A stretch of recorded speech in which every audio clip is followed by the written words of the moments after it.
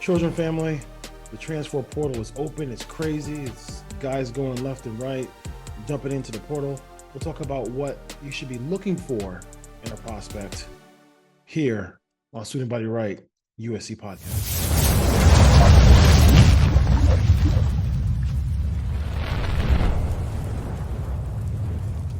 All right, Student Body Right USC podcast. Don't forget to rate, review, and subscribe to the podcast. PORSBR is my Twitter handle, so check me out there. Also, for Raider fans, you can check out Ryan Holmes, RHOLM 22, and then D Sol Lopez as well for some Raider stuff. If you're looking for Raider stuff or just overall football content for the NFL draft coming up here. We are less than a week away, so that should be fun times for a lot of football fans, whether you are SC fan or Raider fan or maybe a Bears fan who's getting Caleb Williams. That's going to be really exciting as well for you out there in Chicago. But we're here to talk about USC. And I know people are going back and forth on Twitter, and that's fine. I love the back and forth on Twitter. But every single prospect that jumps in, you know, we know what we need. We know we need O-line. We know we need defensive line.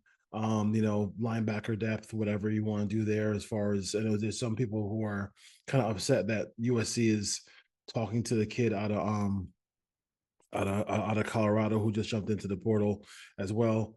I would say this: there are some parameters here and some things you should look at when you are looking for prospects to be targeted by USC or things or guys who you think should come to USC in the transfer portal.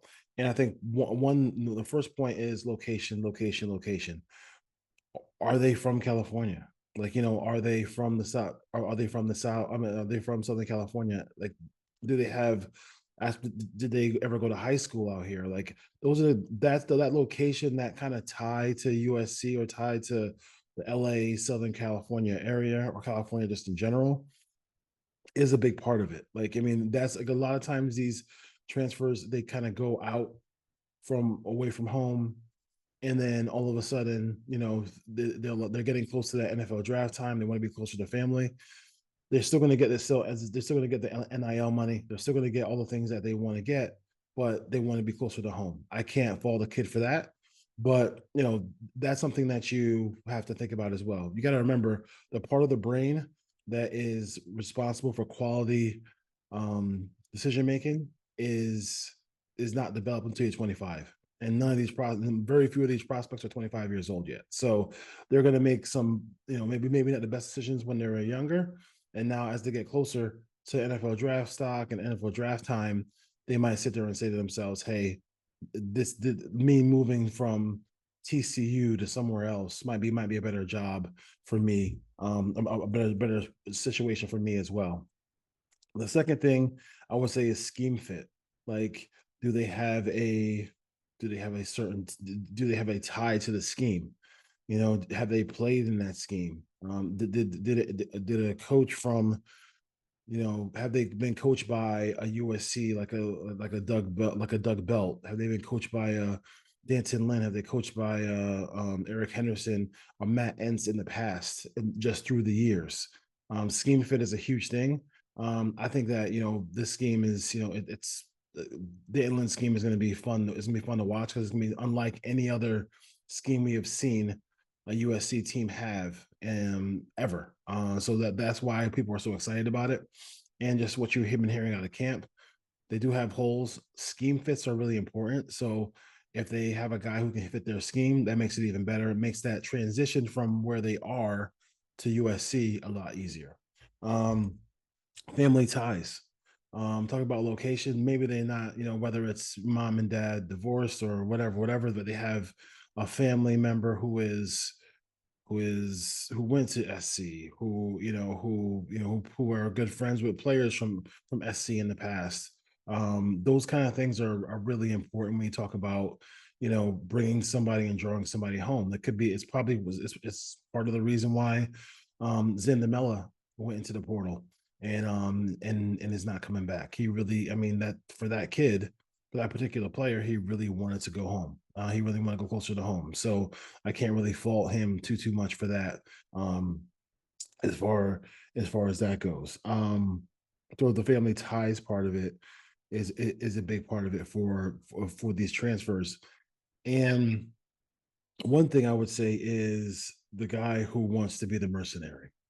I think you have to really be wary of the guy who wants to be the mercenary because it's cool, NIL opportunities out there at SC, but I think Lincoln Riley talked about it as well. The guy who comes in who is just there for that NIL, that check, the opportunities just to live out in Los Angeles and do whatever. Is he bought into the team as well? I mean, that's something that you really wanna, you know, kind of be wary of. Is like, do you is that something that you really want on your squad? Is he going to be about SC? Is he going to be about all those things that help USC become where they want to go under Lincoln Riley? And that's a team that can win a national championship or compete for one. It's really that simple. I mean, the USC is about trying to compete for a national championship, and if they're going to do that, they need guys who are all bought in, not guys who are going to run. And when they get that first sign of adversity, you want to be able to fight through that adversity and be 100% bought in to what USC is doing. I want to shout out to um I think it's the Peristyle podcast. They had Jacoby Lane on. I mean, if he is that everybody in the DMs, everybody in the text thread, everybody who text the show and everything like that, they just glow about Jacoby Lane. I would definitely catch that interview as well. For the updates, the day-to-day updates of all the prospects. I'm more going to be diving into the film once the prospect transfers to USC, so I can give you some idea of what they look like on film. A guy like USCJ is going to be able to do that. Adam Schefter, breaking news, Ian Rappaport for SC, let you know who's coming and who's going to be in the portal for SC. All right, really, guys, what I'm really excited about. I always get that question, so I'll do one defense, one offense. One is Makai Lemon. They flirted with him being on the other side of the ball due to injuries and all the things like that. But I do love the fact that when I saw him play on the field during the Holiday Bowl, a willing blocker. The guy was quick out of his breaks and the slot. He can do a lot of different things for you. Really good hands. Like he's a hands catcher, not a body catcher, which is a kind of a staple uh, a guy on a Lincoln Riley wide receiving core. Can do a whole lot, but his blocking and all that stuff like that, all the little things, he was ready to go. And I think that little rapport that he has with like Jacoby Lane and Deuce Robinson, you can see how cool that is for them as well. And then now you throw in Zachariah Branch as well too. So, but I think Makai Lemon in the slot, moving him around, doing a lot of different things with him.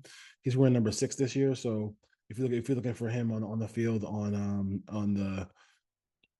Saturday when they play the spring game, that's where he'll be. But like, I really like him a lot as far as that goes. On on defense, I would say a guy who you could look at would be the Carlos Nicholson is a guy who when you look at the little bit of the stuff you see during highlights and stuff like that, he's just long. It's just so long, and if the speed matches the physical traits of him being able to like foot with his foot with his feet footwork and his speed, if he can stay with receivers, he's just so damn long. It's so difficult to get passes over him. I do like him a lot. I think he had some depth there. And I said, I think it was Jacoby Covington who was talking. He was interviewed the other day, and he was very confident about this defense in this secondary, and I think we should be too. I think if they can make, I've been saying this all. I'm gonna say this all off season. If USC can make this game about the corners and make and be up, 10 points, 14 points, and make you have to pass, they're going to get some ints. And I mean, they're getting some pick sixes with this secondary. They really are. They're long, they're fast. They got people who know the scheme, like Kamari Ramsey and John Humphrey. Um, so that's gonna be fun. That's gonna be fun to see that. So check those guys out on Saturday. Tomorrow it should be fun. I'll be there as well. So hopefully I can get some stuff for you there, but it's going to be a good time. It's always a good time. You just want to get through the game, get through it, can make sure the game let the game be really super competitive, all those things like that. But then at the end of the day, you don't want anybody to get hurt in that ball game, because you want to make sure we're good to go. They already have, I think, Carson Tabarucci was the latest guy to go down with injury as well too. So he was hurt. So we'll see what happens here. I can't wait to see what Jada Maeva does as well too, because I mean you got to have a quality backup. I think it's right now. It's pretty clear that Miller Moss is the unquestioned starter for the USC Trojans going into the season. All right, so anybody right? USC podcast. We out. Take care. Peace. And fight on.